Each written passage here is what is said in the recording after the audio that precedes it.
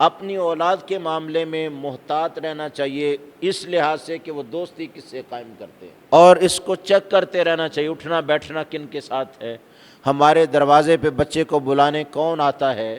کس کے ساتھ یہ خود چلنا پھرنا پسند کرتا ہے۔ اس دوستی کے بارے میں بڑا حساس رہنا چاہیے۔ قرآن مجید فرقان حمید میں سورہ فرقان کی جو 2 آیات میں نے پڑھی، اس میں بھی اللہ رب العزت نے ایک دوستی کا ہی تعلق بیان کیا۔ عقبہ بن ابی معیط ایمان لے آیا، اس کا دوست تھا ابیش بن خلف، اور دوست کو پتہ چلا، اس نے کہا سنا ہے تم نئے دین کی طرف مائل ہو گئے ہو اور تم نے رسول اللہ صلی اللہ علیہ وآلہ وسلم کا کلمہ پڑھ لیا ہے، وہ محمد عربی کو ماننے والے بن گئے۔ اس نے کہا ہاں وہ درست ہے۔ اس نے کہا میرا اور تیرا تعلق ختم یہیں سے، میرا اور تیرا کوئی تعلق باقی نہیں رہے گا۔ اس نے کہا نہیں، ہم بچپن کے دوست ہیں، ہم نوالا ہم پیالہ ہیں، ایسی بات نہ کرو۔ اس نے کہا اگر تعلق اور دوستی قائم رکھنا چاہتے ہو تو ایک ہی بات ہے، تم ان کے رسول ہونے کا انکار کر دو، تکذیب کر دو، اور نقل کفر کفر نہ باشد۔ دوسری بات اس نے اس سے بھی سخت کہی، اور اس نے کہا تم نے ان کو مانا ہے نا، اب معاذ اللہ ان کے چہرے پر تھوک دو پھر مانوں گا تو۔ اور سورج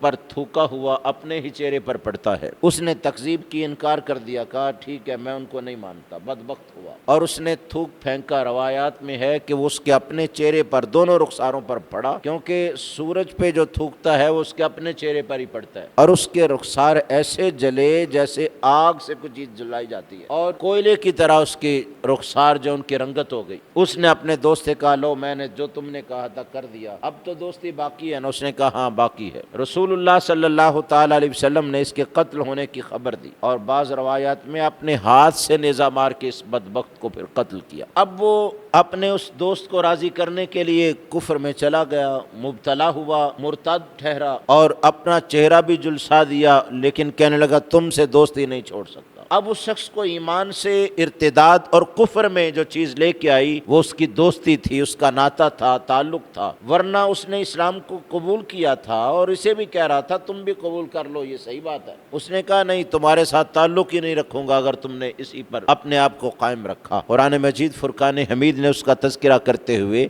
اس کو عقبہ بن ابی معیط کو ظالم کے لفظ سے تعبیر کیا، فرمایا وَيَوْمَ يَعَضُّ الظَّالِمُ عَلَى يَدَيْهِ، قیامت کے دن وہ ظالم یوں اپنے ہاتھ جو ہیں وہ کاٹ رہا ہوگا، اور روایات میں ہے کہ دانتوں سے عملاً کھائے گا، اور کونی تک جہاں تک وضو کیا جاتا ہے وہ اس کو ٹکڑے چبائے گا اور بوٹیاں کرے گا، کھائے گا اسے پریشانی میں، اور جب یہاں تک دونوں ہاتھ کونیوں سمیت کھا لے گا پھر ہاتھ پہلے کی طرح ہو جائیں گے، پھر انہیں چباتا رہے گا ندامت سے، شرمندگی سے، حسرت سے کہ میں نے کیا کیا، اور ساتھ ہی کہے گا یقول، کہے گا یا لیتنی اتخذت مع الرسول سبیلا، کاش میں نے رسول اللہ کے راستے کو ہی اپنائے رکھا ہوتا، اور پھر کہے گا یا ویلتا لیتنی لم اتخذ فلانا خلیلا، کاش میں نے ابی بن خلف کو دوست نہ بنایا ہوتا، مجھے رسول اللہ صلی اللہ علیہ وآلہ وسلم سے اس دوستی نے دور کیا، اور کہہ رہا ہوگا کاش میں نے اس کو دوست نہ بنایا ہوتا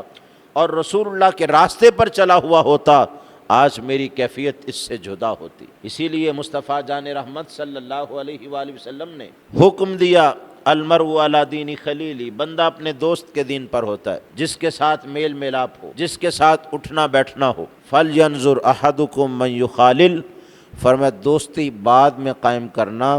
پہلے جانچ پڑتال کر لینا کہ تم دوست بنا کس کو رہے ہو۔ جب وہ دوست بن جائے گا نا تو وہ تمہیں زہر کا پیالہ بھی پلائے گا، تم پی لو گے، وہ تمہیں ایمان سے محروم کر دے، وہ تمہیں ہدایت سے محروم کر دے، وہ تمہارے تعلقات کو خراب کر دے، تم سمجھتے ہو نہیں یہ میرا خیر خواہ ہے، بھائی خواہ ہے،